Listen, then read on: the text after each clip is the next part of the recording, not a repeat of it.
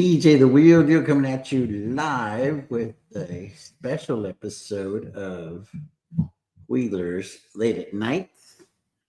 We're working in the dark here. I've got the little lamp in the background, but I don't want to have I want it like on my face. Anyway, the wife fell asleep.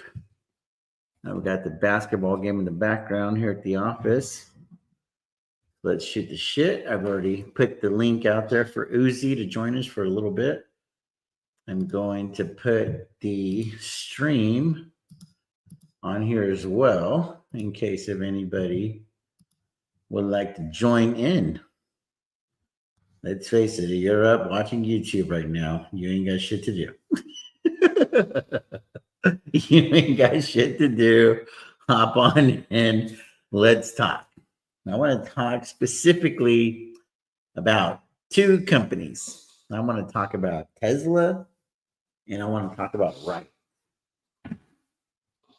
Because Riot excited me today with the news that I saw. And Tesla, it's Tesla. Uzi, what's going on, my man?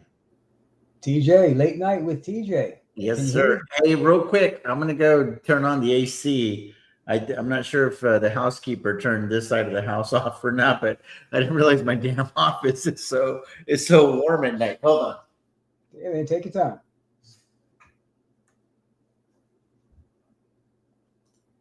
Anybody joining anybody? Oh, yeah, look, there's a whole bunch of people that can't sleep like us. Hello, everybody. Welcome to the Late Night with TJ, first late night show. Let's hopefully we can get some good topics in here before we hit the bed. Getting a little tired here on the East Coast. How was everyone's day today? Dude, I am doing awesome, bro. Collected over 400 grand in premiums today. I think you take the prize there, TJ. That's a little more than I did today. That's very. Oh, there's a couple of people on X that say that they collected more than me, but I don't know. They're just clowning me, or they probably don't watch the stream and know that like I do this shit live. Like it's real hard to contest anything that I say because I don't have a picture. I got video. So yeah, but people still do. Well, that's the thing. If someone wants to say it and then show it, that's fine. But until you show it, it's anybody can say anything that they want. Yeah, that's the thing about being behind a screen and a keyboard. Absolutely. But yeah, we had some good market action today for sure, and then we're really though in no man's land, and still we really have to break some key levels. And if we can, though, we can catch the shorts, pretty much flat-footed.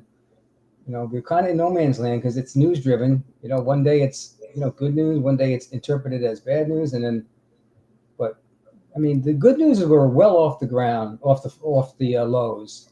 So if we were in a 12-round fight, we're more than halfway through the fight, in my opinion, and we're off the floor. We got knocked down a couple of times. We're off the floor, right? And we're fighting. I mean, the market's fighting to get back up there.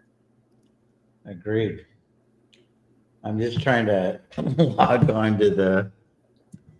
I'm trying to log on to the portfolio here in the background so I can see what's going on. But I did a lot of reshuffling today, just rolling everything right, trying to do the tasty trade way, managing everything, really early. 21 days out. It was actually 23 days out technically, and just trying to make that a habit. But it's so hard to do from the standpoint of this is the first round. So I feel like I'm buying back a lot of extrinsic value unnecessarily just to constantly have it 50, 60 days out, right? The expiration, if you will. Yeah. But it's only going to feel that way for the first couple of times because then after that, it just becomes like your expiration date is 21 days out, right? Versus like having an actual expiration Friday and not having to deal with potential gamma squeezes or anything of the sort. I mean, dude, it is a lot less of a stressful way to operate.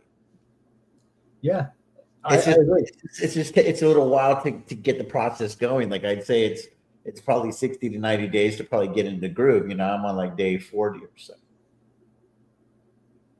Yeah, and by the way, just getting onto the topic of Tesla, because we saw the earnings come out now. You had 255s that expire this week, right? Yeah, so I've already gotten rid of those. So this is let me do this. This is what we got going because I know you're not going to be here too long. So we've got kaleidoscope action there. Yes or no? Not yet. Not yet. Okay, there we There, go. there you go. Yep. Okay. So let's go over here. So let me go right here. There we go. So let me get, there we go. So here, let's just focus on Tesla for a second. So there's 6,500 shares of Tesla at 261. It's currently trading at 251. So down, essentially 65 grand, right? $1 a share. Mm-hmm. Then I've got 265 calls for 23 days out, 516 at 275. So those are essentially around break even. So I rolled the 255 to 275, got a credit Nice. because I already had the 275s on. I had 200 of those on or so. And now I've got, actually, I didn't have that many on. I sold some more. Actually, let me just do this. Let me do this. This is the cool thing about this deal here is it shows activity, right? So I can just show Tesla, and it should probably tell me everything we did. Right? So, Yep. so here's Tesla. So if I look here, looking at the days. So what I did is I sold covered calls, 70 of them right here. I'm here on the top right. So I sold 70 covered calls for 516 at 275. And then this is where I rolled. I rolled from the 255 to 275. Got net credits on both of those. Got $645 times 70, and then got $285 times 70. So that's all the activity on Tesla. And then the cool thing here is if I do the filter on year to date, this gives you all the activity of Tesla. So starting at the bottom, it'll show on April the 17th, where I sold the 35 puts all the way up. So that's all the activity on Tesla. That's what I really like about Tasty Trade. It's real easy to kind of narrow things down, gives you order numbers, everything. I mean, this thing's as legit as it gets. You know what I mean? So that's everything that's going on with Tesla in a nutshell. So there is 265 calls. Obviously, some of those are naked because I only own 6,500 shares. So you're talking about 210 naked calls or 200 naked calls. But they're kind of clothed from the standpoint that there's 235 cash secured puts in the distance, January at 175, and another 235 cash secured puts in the distance at 200. So a lot of people have been asking me about these, Uzi. Like, why do I have those particular trades on? And this thing's in my face. Hold on one second. So the reason I have those particular trades on is because of the naked calls. If the naked calls go against me, these cash secure puts are my saving grace because one, they would be printing money. Two, I could increase the strike price on the naked calls, provided that I have enough buying power. That's why it's important to have a lot of buying power, see exactly where you stand with the portfolio and stuff. So my very first move would be to increase the strike prices on the cash secured puts. The other thing that I could do is I could buy long calls, turn it into a call credit spread.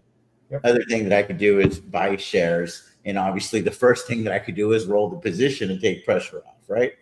You add more extrinsic value because contracts consist of two components mostly: extrinsic value and money, right? Like you can pay money to give yourself more wiggle room and so on and so forth. And so that's what's going on with it in a nutshell. But I'm really trying to stay tough here, Uzi, and this is where I need your help with the technicals.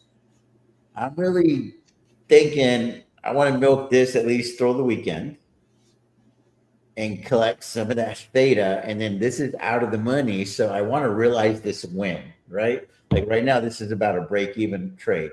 I could roll this thing out right now and make a shitload of money. Like that's an option. Like I could go 58 days out and I can go, let's say from 275 to even 290, a 33 delta. And that brings me in a shitload of credit, right? 102 grand increases the buying power to 325,000. So those are all good things. It's a nice little 6-figure payday. And even if Tesla flies up, there's so much extrinsic value that I'm probably not going to be at any type of risk of early assignment unless Tesla has like a 400 handle on it or something. You know what I mean? So whenever you're doing anything that's naked, it's a real good idea to have plenty of time on the clock. That way you're not going to be a victim of early assignment. And there's a huge ass expected move here, guys. Look at this copper strip here. Anywhere from like 202 to 300 roughly during this particular cycle, the 58-day cycle. So that's where I'm at. That's an option right there, but I don't want to exercise that option yet. Uzi, I'm looking for 150 grand on the next roll. So the way that I can get that is I just need to suck it up and stay in the contract a little bit longer. Yeah, I mean, by the way, you rolled the 255s up to 275, right? So you just rolled them. Yes, and I got credit. I got $200 and some a contract times 65, so I did pretty well there. And then you already had some 275s for next month, so now you've and I sold more because I had the answers to the test. Earnings came up. We suspected that the earnings were not going to be great. They exceeded my expectations to the downside. I thought they were going to be bad. I didn't think they were going to be that bad. I mean, it's to the point to where I'm like, okay, I know you're overpriced. I know you're overvalued, but how much am I willing to bet on to come here? Because I feel like Tesla is trading like maybe 2 years ahead of its time right now. Because, when you invest, it's the present value of all future cash flows, right? But how many future years are we talking here? Because it's kind of like getting ahead of its skis, right? Like when you lean forward too much, you fall over. I skied a couple of times, and that's kind of what happened to me. So you get over on your skis, and then that's no bueno. So I just feel like Tesla's a little bit over its skis right now. What do you have to say, Uzi? Well, on the upside, here's the thing, right? So, like you just said it in a nutshell, the earnings were terrible, and we expected that to happen, and the stock didn't sell off, right? And why didn't the stock sell off? Probably because in the conference call and with some of the announcements, Elon made it known that he is going to be stepping away from Doge, what he's been working on now with the government for a while, in a little while, and go back to running his companies, one of which is Tesla. So I think the market looked at that as, okay, well, the earnings were, that's in the rearview mirror, but now Elon's coming back and he's going to, do what he used to do, and that's run the company or help run the company and keep it running smooth and making money and expanding horizons. So I think that's what kind of propped it up. And technically it did get over a descending trend line, which we talked about just on Tuesday, and it's holding above that. Now, if they're already baking in though the news for when he's going to walk away, the question is now when he actually does walk away and it's announced, is that going to be another reason for them to start selling the stock? Because a lot of times it is buy the rumor, sell the news. So, here's the thing.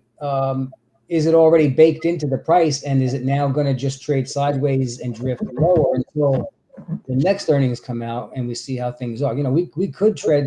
It could trade slightly sideways to drifting lower until the next earnings to see how things really are shaping up.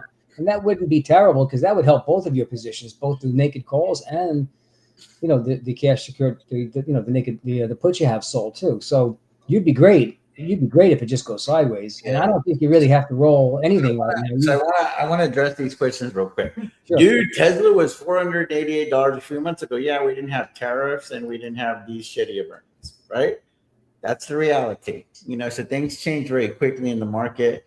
Tesla's a story stock just like Palantir. That's true, but at some point the numbers have to substantiate the story. And at some point, At some point, fundamentals matter. At some point, valuations matter. I'm not saying that we're at that point, but I'm saying we might be approaching it. At some point, what I'm saying is when you look in the mirror, that reflection is going to be accurate. Because have you ever been like, like when I got fat, right? Like I got up to 260 pounds almost, 259.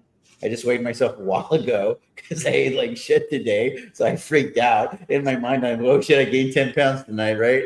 I tipped the scales at 229. So I'm down 30 pounds from the beginning of the year, right?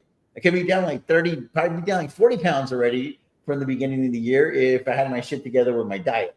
But I still have lapses, because it's not ingrained yet that, hey, I can't do that life no more. You follow me? Yeah. But what I'm saying is I never saw 260 pounds in the mirror, Uzi. I know what you're saying.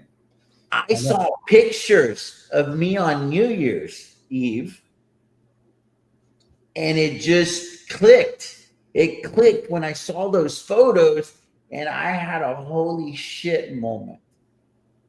I was like, dude, you did it again. You got this fat about a year before you got married. I got up to 259 pounds, 260. And then when I got married, I tipped the scales at 212, 215. And then I freaking went off the cliff again, right? Just binge eating and fat and happy. I took it a whole new height. And I looked in the mirror and I never saw it. It was that picture of when we were at freaking Ruth Chris on New Year's in San Antonio. And my wife was posting those pictures, and this insecurity like consumed my body. I never felt so insecure in my life. I almost didn't want my wife to post those photos. And then we went to New York for my birthday in February, and it happened again. It's like, dude, you're just too fucking fat. Like, stop it.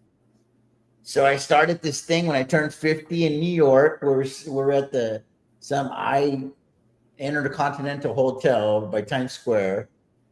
And I was like, well, I'm gonna fucking at least do 50 push-ups every day, like start this whole little thing. And I started doing that for a while, and then now I don't do that anymore because I'm always fatigued doing the push-ups because I have to do different shit. And then obviously I work out at my garage gym and I do some intermittent fasting and that kind of thing. But what I'm saying is, back to Tesla, is at some point there's going to be that epiphany. There's going to be that come to Jesus. There's going to be that light that goes on in your freaking head. People say it goes off. No, it goes on. It comes on.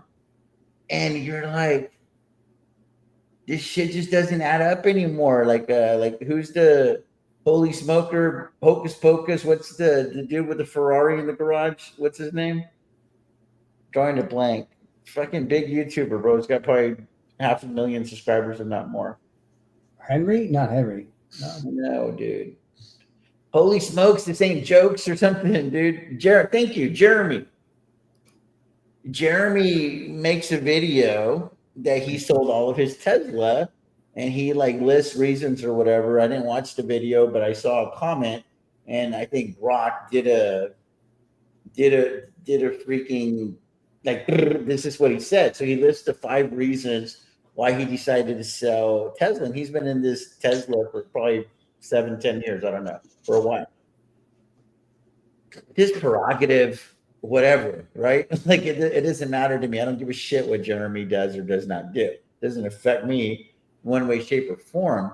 But what I'm saying is that's where you look in the mirror and the reflection, like, like it's like this shit just doesn't add up anymore. Right. And it didn't add up for him. And I feel like that's going to happen to a lot of people. Does that spell opportunity? Perhaps. Am I trying to talk the stock down because I want more shares at 150? I don't think I have to, dude. I'm telling you, I firmly believe, I don't know what the charts say. If you have 5 minutes, I'd like to see the charts again. But bro, I feel like fundamentally this thing has to go to 150 right now. Like, give me one good fucking reason, and give me robo taxi and all this other shit. Like, how is this thing going to justify this valuation? I mean, didn't net incomes come down 70% year over year?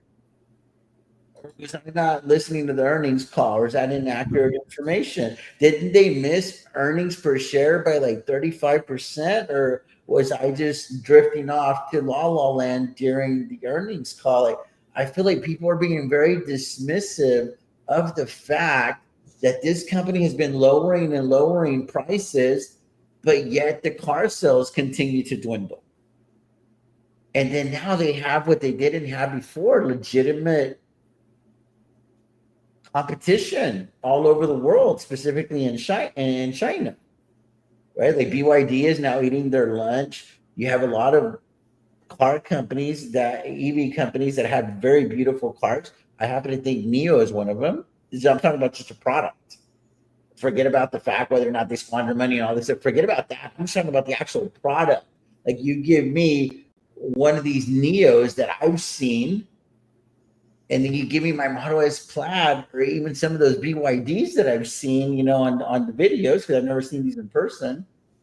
And dude, my Model S Plaid's not like a for sure if it isn't for like the FSD technology, because that was the determining factor for me. But I'm just like, I don't know, man. I don't. But that's their core business. But that's not why I'm ultimately bullish on Tesla. Uzi, I'm bullish because of the robots mostly, and the energy and all of the other things, the AI and the robotics, the car thing. People spend $100 a month. You get millions of these cars on the road. They start spending $100 a month for full self-driving, like legitimately unsupervised. I think that people will drop that $100 like nothing. And that could add to the bottom line because they don't have to sell the car anymore. They already sold it, right? So it's just a money printing machine at that point. I agree. I think Elon Musk is our probably, and I've heard it said this way. I'm not coining this phrase, but I've heard it said that we are living with this generation's Thomas Edison. So I wouldn't bet against Elon, and I wouldn't bet against his companies. Even if the price got down to 150, people like yourself will be loading the boat, averaging dollar cost averaging, and getting as much as they can, because the stock is way undervalued at 150. Now it could get there. It could get there if the market decides to sell it off, further. But I mean, looking at the chart, it looks like it's firming up. It's firming up, and it didn't get obliterated on its most recent, nasty earnings from just the other day. So, I mean, I don't see it going to 150 unless we do go into a recession and there's some other events that might occur as well. That would be geopolitical. That would just push us into a recession and stagflation. Maybe people wouldn't have the money to go out and spend on cars, and they have to be spending the money on staples instead of discretionary expenses. Although I believe that the demographics of who buys a Tesla are more likely the people that are well employed and well earned.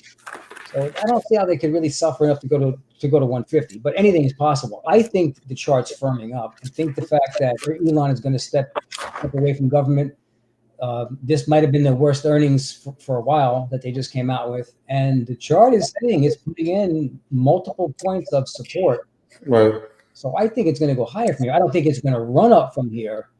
So that's why I think even your covered calls that you just sold and naked calls you have it at the 275, and even if you roll into 300, I don't think you're going to get challenged, on the short term. But 6 months out, price could be well over that resistance level, which is about 290 to 300, and then then 350, 400 is in the bird's eye view on the chart. Right. You have time. I would think you have time before you start getting challenged, unless something really positive comes out with these tariffs and Trump backs off with most of the rhetoric that's been going on, and the markets see clear sailing ahead. We get an interest rate drop like Trump wants, and we start getting a Fed that's working with the government. Then we have a real bullish scenario for all stocks, and Tesla that could run, because hey, that's one of the beaten down stocks and most hated. I mean, like we talked about, they were burning dealerships and Molotov cocktails getting thrown at dealerships. People, I mean, every day people are messing with Teslas in a parking lot. We don't even know how many times maybe people have attempted to put a hit on Elon, even though he's got great security. So, I mean, I think the worst is behind Tesla, really. But I see the number like end of year 550. What does that look like for evaluation? Does that like put Tesla at 1.6 trillion? Is that about right? Help me out, guys. we'd have to look at how many shares they have. I But think let they me. have 3 billion, right? Is it probably? Yeah, I can look in 1 second. Actually, let me look. Tesla has. I can just ask Google right here.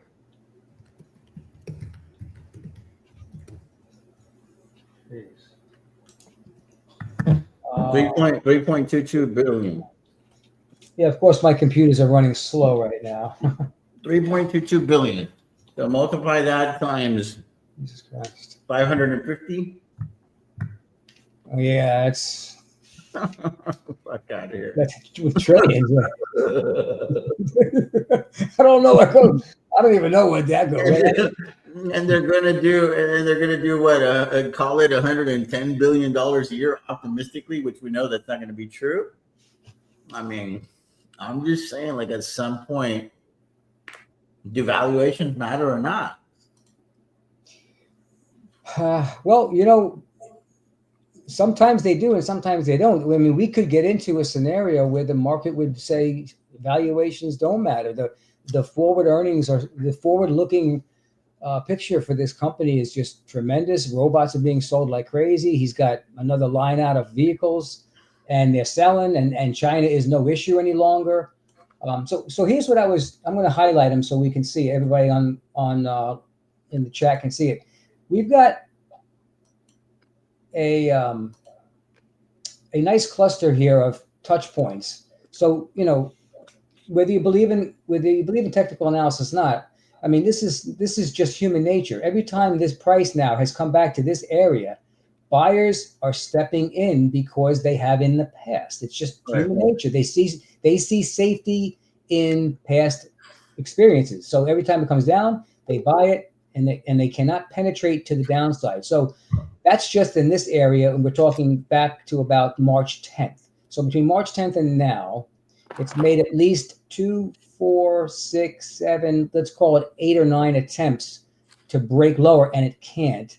And then if we just shoot our eyes to the far left, it coincides exactly with that same price level back in 2024, and it spent from July to about let's call it November. So about 4 months in a chop zone, but each time it came to that level, it bounced from it and went higher. So I think you've got a strong case for major support in the area it is now. When I say the area it is now, this is about down to maybe 215, 217, and bouncing up to 285.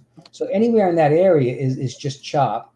And anytime it gets down to this lower area, it's being bought. Now, keep in mind, if it does break that, this is the type of scenario where you're going to see this area would now become a resistance, because once you break that area, which was once support, it will turn into resistance, because all of the people that have been buying here will have been trapped, long when price is heading down. And anytime you get bounces up, they're going to look to get out at break even or close to it. So they'll be looking to get out, as well as you'll have the shorts selling every time it comes up. So it just needs to hold this level, and it's doing so. So I think from here it can now build a base sideways like it's doing. This is a base. It's just a choppy base. It's a 50, 60 point chopping base. But you can make, we can make money here. We can be selling puts or put credit spreads below this highlighted area. And, up above you have moving averages to keep the price contained, as well as pivot points. Every time this price comes up and turns around, that's a pivot. So you can be selling either call credit spreads, naked calls. I mean, there's a lot of ways to do it.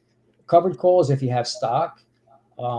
But yeah, I mean, here's some of the Fibonacci's that I have already sitting on the chart from when we last spoke, and these were drawn from the highs of about 488 down to this pivot, this swing low, and we're looking at retracement levels. Now, the negative and the bear case is that price cannot get over the 23.6 Fibonacci level. Every time it's tried to get over it, it's got knocked in the head by a couple of things, by this descending trend line, by the 200-day moving average, and now by the 50-day moving average. So it's got some headwinds going higher for sure. Right. But if it can get over that 23.6 and hold, and then try for the 38.2, now it's broken not only this descending trend line, it's broken these two heavy moving averages, 50 and 21, 50 and 200, and it will have penetrated that 23.6 fib. So now all the shorts have to reevaluate, and most likely a good percentage of them will throw in the towel and cover. New longs that are waiting to see if this can get through will be piling on. So once it gets over this swing high, which is about 285, call it 287, it's off to the races to the next Fibonacci level, which would be 38.6 to the 50. I would lean on it's probably going to get right to the 50% retracement level, because there isn't much in the way at the 38.2 when we look left on resistance. The resistance level mainly kicks in at this turnaround pivot area here, which is just pretty close to that 50% retracement, which is about 350. So again, we break about 288, 290, and 350 is quick. In my opinion, I think 350 would come fairly quick because of the shorts that would be covering on Tesla. And not only the short float, but I would imagine the short float is pretty high right now on Tesla. Yeah, I agree. So my plan, Uzi, is. Are you there? I'm here. I'm right here. Yeah. My plan, if things get out of hand, I'll kick the calls out to January. Like if it really gets out of hand, I'll kick it out to January, and I'll essentially have a strangle over there in January because I've got the 230, I've got the 470 Casa Care puts at 175 and 200. Put this shit out at 400 if I need to, 450 out of the distance, and then I'll just if it's going down, I'll roll everything down. If it's going up, I'll roll everything up, and I'll just play that game.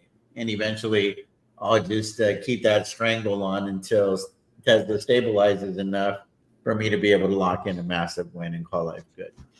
But in the meantime, I wanted to do a calculated gamble with the naked calls because I want to use the naked call premiums to buy more shares of Tesla if Tesla were to have a technical breakdown, because I think they've already had a fundamental breakdown. So I'm talking about a technical breakdown now on the chart, and they do go to this 150, 160 level that could potentially happen. It's kind of unlikely, it seems, but it could happen. I want to be able to scoop up at least 3,500 shares at 150. And if shit were to be like, oh, all of a sudden fundamentals matter, they're talking about recession, and then this thing were to go, back to 23 levels or whenever it was, like 106 for a hot minute, I would like to scoop up an additional 10,000 shares at those levels.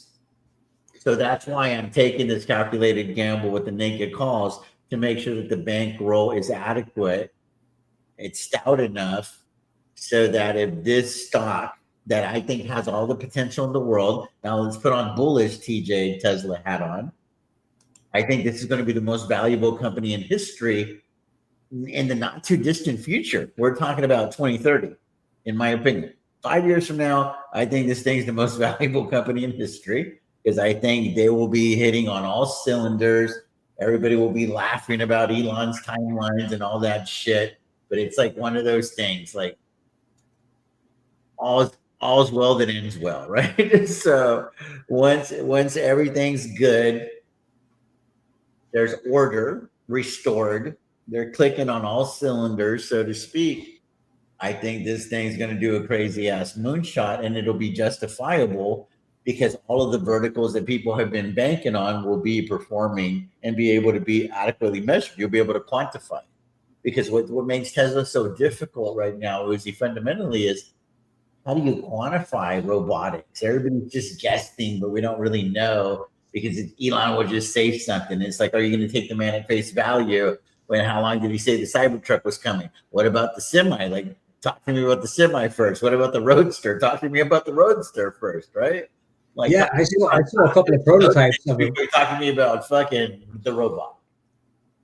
And have you seen a couple of the prototypes that they've shown? Like the road, I guess it is the Yeah, Roadster. it was on deck. It was on the deck. It was like slide number 22, I think. They showed people working on the robot. I mean, that's going to sell like hotcakes, in my opinion. I mean, it's a sick looking car, sick looking vehicle, and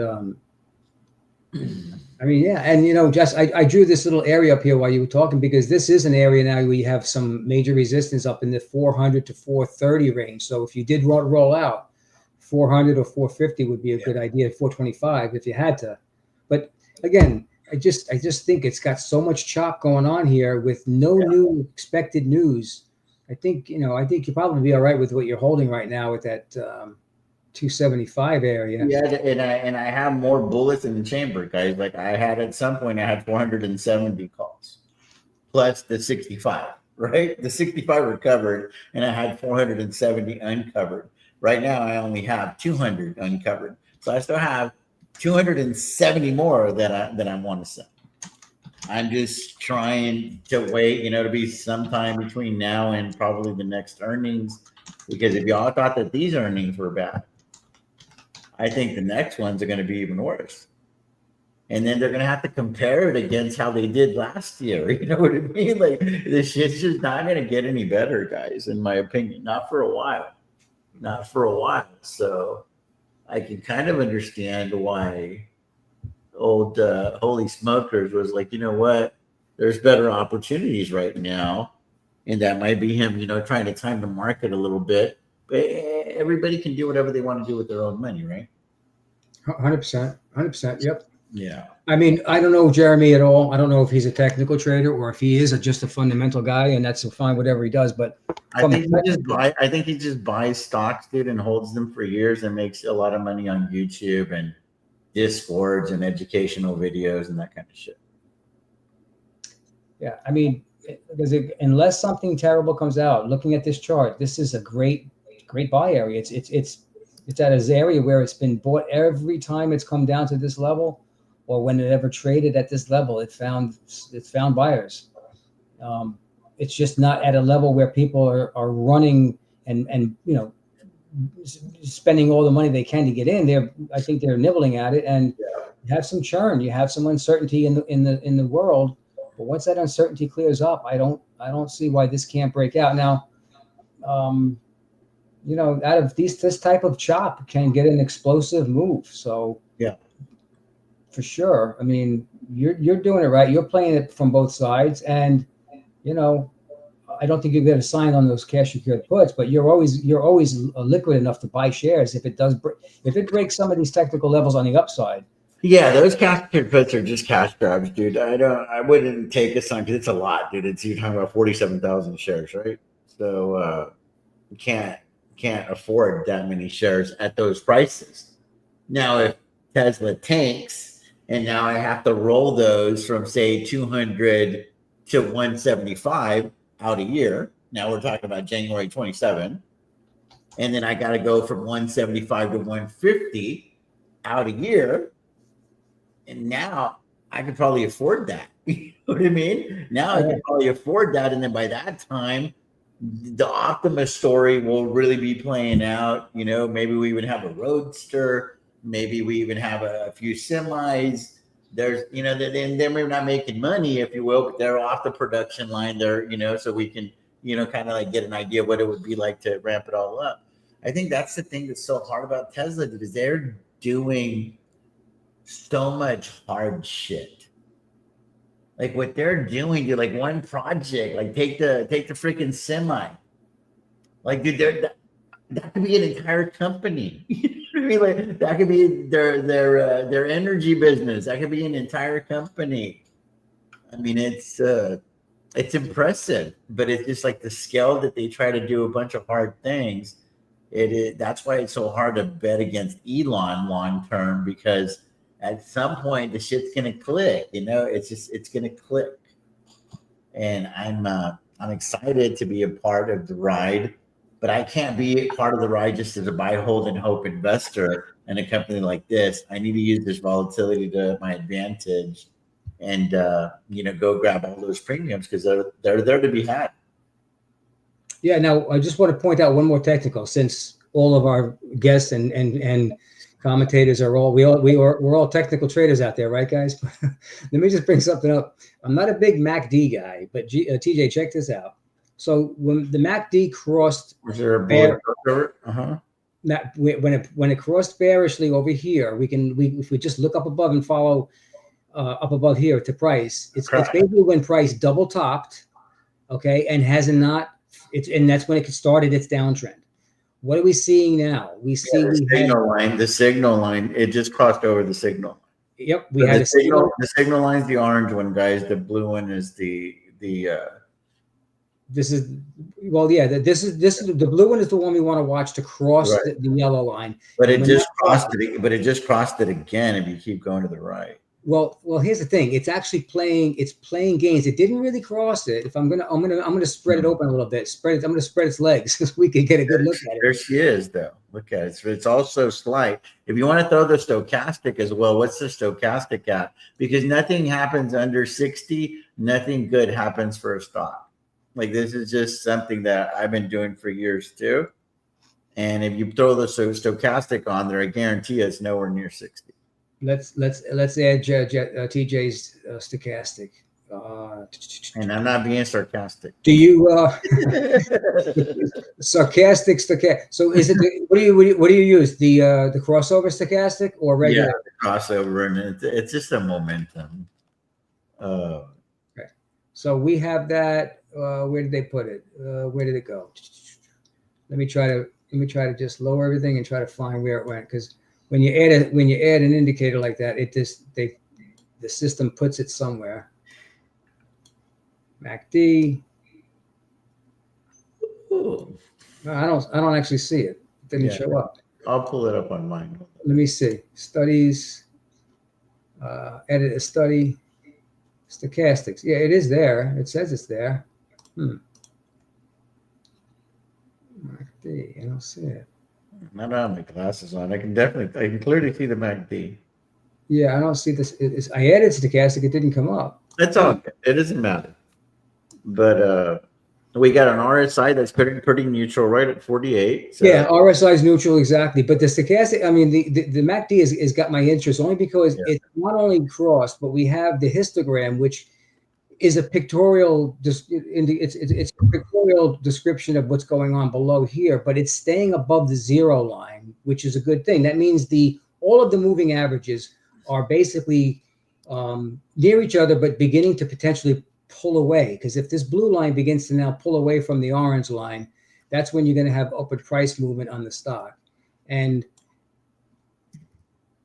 if we look at the chart again, it's really holding well. And the moving averages, when you have chop like this, but it's leading to an area where it's basically you have a confined upper and a confined lower boundary, you're going to have moving averages that are converging. And then when they begin to pull away, and if it pulls away to the upside, like it looks like it's doing, that's when we could try to break these levels we talked about before. So the MACD also confirms that it's holding its own and it's fighting a good fight. Yeah, it is. And what's the volume? Has the volume been pretty status quo, or is it trading more or more? Because nothing good is going to happen for the stock without the proper volume either. Yeah, I agree. And so if we use my mouse and we just kind of try to eyeball right about where maybe the average height of the bars are on the majority of the trading days that are shown here. Let me just give a little bit more time trading. Maybe we'd say it's about, let's say here is about maybe the average volume right around here, let's say. And today was above average volume, as we can see all the way here on the end in red. But that makes sense because it's still trading off based upon the earnings. So, I mean, our volume is not off the charts, though. I mean, off the charts is more like this type of volume here. Certainly this one here. These 2 days here do stand out, and they were green days. Right. One of these was probably the day when they backtracked on the first day when we pushed the tariffs out to 90 days. So these definitely are more. So, and that's a good point we just talked about, TJ. So on these two big volume day bars, they're green. So on the up days, the volume has been higher than on the down days. That's another technical thing to look at with volume.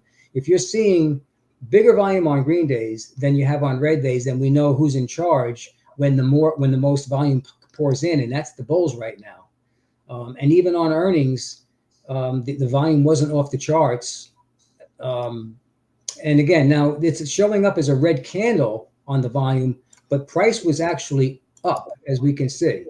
And that's just indicating the reason is because it's a candle, it's a candlestick. And when a candlestick opens up, but closes down on the, closes below where it opened, it's going to show up as a red candle, and they color it as a red volume bar. But the stock was up. And this volume, you could in your mind, you can actually make this a green bar because the stock should open up and trade higher the next day. So I mean, volume wise, it's got a bullish look to it to me. Agreed. I agree 100%. Yeah. 100%. I got to hit the sack, DJ. I'm running on empty here. I hear you, man. I appreciate you, my man. I'm gonna go and I'm gonna go talk about Riot and what they did and why I'm so excited and why I'm pissed off that I didn't pick up another 50,000 shares of Riot. It is what. Yeah, but you know what? Timing is timing. You'll get your chance, maybe on a pullback. Yeah, it just. I mean, the money was there too. It's just. I already had the 1,000 cash secured puts out there, so I didn't want to like jump the gun and buy the shares, and then now I for sure have to babysit those cash secured puts because let's say it tanked to like $5, it gets unmanageable. And now like I look up and there's 400,000 shares of Riot, and it's feeling kind of crazy. Yeah, that 150,000 doesn't already feel crazy, but. Anyway, I'm going to talk about that real quickly, and then I'll wrap it up too, because I'm sure the wife's going to come in here and give me the little, like, what are you doing? I'm going to sign off, guys. All right. Have a great night, TJ. I'll see you tomorrow. Appreciate you, my man. Good night, everybody. Have a good night. Good luck tomorrow in the markets. And let's hope for some green candles in the morning. But not a big one on Tesla. Not yet. Not yet. All right. All right, everybody. Have a good night. Take care, man. Appreciate you, Uzi. Yep. You got it, TJ. Thank you. There's the stream, guys. If anybody else would like to hop on, that'd be great. Appreciate you, Uzi, as always. But real quick, let me see if I can pull up X. And let's talk about old Riot here. So let me like our stream. So where is Riot? I talked about it. Here we go, right here. So I had Grok do this for me. So Riot Platforms, a Bitcoin mining company, secured a $100 million credit facility from Coinbase Credit Incorporated, a subsidiary of Coinbase Global, on April the 23rd. 2025. This marks Riot's first Bitcoin-backed financing arrangement using a portion of its 19,223 Bitcoin HODL, valued at about 1.8 billion, as collateral. The multiple drawdown term loan is available over a 2-month period following the effective date and carries an interest rate of at least 7.75%, calculated as the greater of the federal funds rate, or 3.25% plus 4.5% annually. The loan matures in 364 days with a possible 1-year extension subject to Coinbase's approval. The non-dilutive was my favorite thing of this whole thing right here. The non-dilutive funding will support Riot's strategic growth initiatives and general corporate purposes, such as expanding mining operations and exploring opportunities in AI and high-performance computing. CEO Jason Less emphasizes its role in diversifying financing sources to enhance long-term shareholder value. Riot stock rose over 8% on the announcement amid a broader crypto market rally, though it remains down 24.6% year to date due to trade war concerns and Bitcoin price volatility. This deal follows similar Bitcoin-backed loans by Coinbase firms, and it says Semler Scientific. I'm not sure who that even is. I'm not sure they're talking about Core Scientific, perhaps. Hut 8. I know that CleanSpark got one as well, but CleanSpark, since they haven't bought any of their coins, like all of the Bitcoin that CleanSpark has is self-mined, they're actually able to get a larger amount. So I think that CleanSpark got like 150 million, and they announced that a day or two ago. So here it is, $100 million credit facility, and it just shows me, and maybe it's what I want to see, but it shows me, click the link, Heinzie, let's bullshit. It shows me that a couple of these Bitcoin miners are ready to act like legitimate businesses. And they're going to be like, this is the money that we have to work with. This is the business that we chose to be in. And we need to figure out how to become solvent. We need to act like grown-ups. We can't be going around parading like we're in college with daddy's Amex card, with daddy's black card, with daddy's credit cards, acting like a bunch of spoiled kids, but spoiled rich kids. We're going to go out there and we're going to be responsible, and we need to deliver shareholder value. That is what I take from it. Maybe it's a very biased point of view because that's what I want to take from it. But we're going to have Jason Less on here. Hopefully, he'll come on. He agreed to after earnings. We'll set something up, and I'll ask him if that is part of the strategy. Is dilution is no longer the solution? Maybe it's the last solution now versus like initially it's always been the go-to move, and not just for Riot, for Bitcoin miners, essentially across the board. Not necessarily Marathon until more recently, because Marathon was like, I will just take on debt. But Riot used dilution. CleanSpark, the last couple of years used a lot of dilution as well. But now they're like, we're gonna figure out how to be solvent. We got to sell some Bitcoin. We'll sell some Bitcoin to keep the operation afloat. I was talking about CleanSpark now more so than Riot. So I'm really excited about the direction and the trajectory of these Bitcoin miners. I do think that the hedge funds have been able to manipulate them for this cycle, but I think it's just a matter of time before they wake up on the right side of the truck bed. You know what I mean? So anyway, I'm excited about that. So what I want to do is I want to show the position on Riot real quickly. And for those of y'all that missed all the moves that I made earlier today with option, let me go ahead and show that real quickly again. So that's kaleidoscope action right there. Let me move myself down to the bottom. So here is what's going on. This is where we stand. So on CleanSpark, we got the 10,000 shares, and we're at the 58-day cycle now. So if you look at DTE, days to expiration, just about everything is 58 days except those Tesla covered calls and naked calls. So we get the 58-day cycle, 205 strike price on Amazon. CleanSpark, we're at the 58-day cycle. There's 25,000 shares owned. There's 2,000 cash secure puts at 8, 250 covered calls at 9, and 2,000 naked calls, part of that short strangle on CleanSpark. So I've got a nice little spread there from 8 to 11. That's the straddle.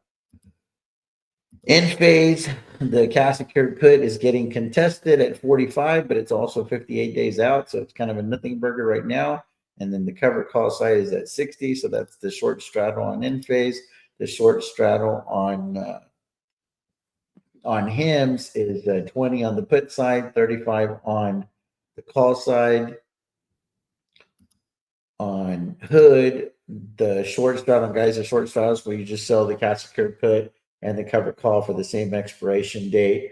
And the reason is the short, not straddle, I'm sorry, the strangle. The reason it's not a covered strangle is because I don't own the underlying. So whenever you have a covered strangle, that's when you also have a cash secured put and a covered call on simultaneously. Those are a lot less stressful because you don't really have to babysit the covered call if you don't want to. They can just take the shares and you can call it good. On a short straddle where you don't own the underlying, it's not that easy because you have to manage these positions. So this is a little bit more of a higher level wheeling, if you will. So I don't recommend this for everybody, but it does bring in essentially theoretically twice as much premium. And then if you're just wanting to cash out at like 50 or 60%, that's kind of the equivalent of getting 90 to 100%, right? We were just playing one side at a time. So that's kind of the idea of running the short strangle. So on Hood, I've got them at 38 and 55. I feel good about those. Again, this is all 58-day cycle. On Marathon, I've got 20,000 shares. I've got 200 cash secured puts at 12, 200 cover calls at 15. On NVIDIA, we got 88 and 120. On Palantir, we got 85 and 120. I feel really good about those. 58-day cycle. So we're going to be able to sleep through all of these earnings. On Riot, there's the 150,000 shares. We've got 1,000 cash secured puts at 7. And 2,500 calls at 10. So I'm running covered calls and even some naked calls, if you will, kind of a strangle there as well on Riot. On SoFi, there's no more shares in this account. We got 3,000 long calls instead. I'm running the poor man cover call campaign against those shares that just picked up over $100,000, rolling these to June 20th, 58-day cycle at 15. And then I've got the backstop trades, which is 2,500 cash secured puts at $10 in the distance for January. And we've already gone over the Tesla position, 6,500 shares, the 265 calls, covered calls, 65 of them, quote unquote, naked calls, 200 of those at 275, 23 days from now. And then I've got the backstop trades, 235 cash secured puts at 175, another 235 cash secured puts at 200 for January. And then on TSOL, there's 50,000 shares owned. And then I've got a strangle going on those. And this is a covered strangle. Y'all can see the difference there is they're backed by the shares owned. So I got an agreement to buy an additional 50,000 shares at 5.7 and an agreement to sell those existing 50,000 shares that are owned at 10.7, 58 days from now. So that is a quick rundown on the portfolio of 574,000 for the day, still a drawdown of 2.2 for the year. And then on the intermediate account, this is the $700,000 account, 20 grand for the day, down 214 for the year. And that's just because SoFi is down. And then on the little account, there's only 3 positions there. Got the 3,000 shares of Riot. Those shares are for sale at $8 for May the 16th. And then I've got the poor man cover call campaign on SoFi, 110 long calls at $20 for June of next year. And then I've got the covered calls at $20 for June of this year. So that's what's going on with SoFi. And then TSOL, it's 500 shares owned.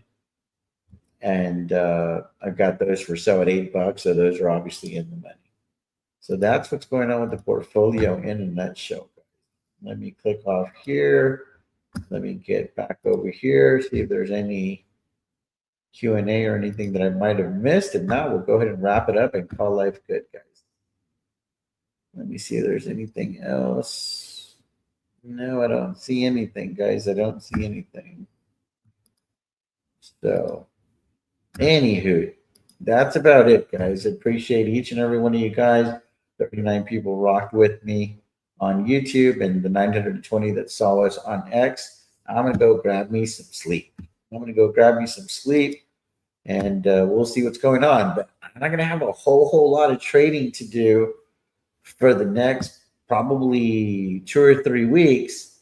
But there is a lot of buying power out there. So what I will look to do is a lot of those $25 short strangles there are 25 contracts. If I really like them, I may increase it. I may increase, add another 25 contracts. So I'm going to look to do that kind of thing. Just increase the sizing of the positions if I feel really, really bullish on them. But I really need to leave a lot of that buying power available in case if Tesla tanks or in case if Tesla rips. That's why you see a lot of that buying power there, and I'm going to be like super, super aggressive. But anyway, guys, I got to get rocking and rolling. I appreciate each and every one of you guys. Better do me a favor and smash the like, subscribe, all that good stuff. Appreciate you. TJ the Will Deal signing off. As always, guys, stay blue, stock screen. Peace out. God bless you guys.